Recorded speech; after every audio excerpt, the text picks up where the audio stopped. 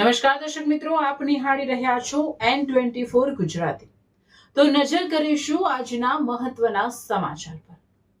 કારેલી ગામે નિઃશુલ્ક આરોગ્ય નિદાન કેમ્પ યોજાયો। 409 દર્દીઓએ આરોગ્ય સેવાનો લાભ લીધો। પીઆઈ ફાઉન્ડેશન તથા EMRI ગ્રીન હેલ્થ સર્વિસીસના સંયુક્ત ઉપક્રમે તારીખ 17 જુલાઈ 2026ના રોજ કારેલી ગામની પ્રાથમિક મિશ્ર શાળામાં નિઃશુલ્ક આરોગ્ય નિદાન કેમ્પનું સફળ આયોજન કરવામાં આવ્યું હતું।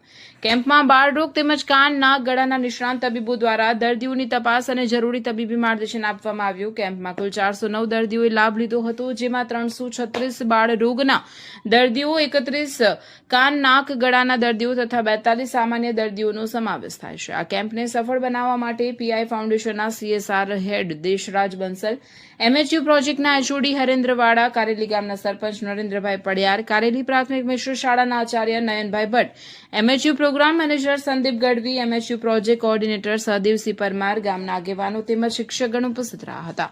પીઆઈ ફાઉન્ડેશનના નેતૃત્વમાં EMRI ગ્રીન હેલ્થ સર્વિસીસ દ્વારા આયોજિત આ નિઃશુલ્ક આરોગ્ય નિદાન કેમ્પ ગ્રામજનો માટે અત્યંત ઉપયોગી સાબિત થયો હતો।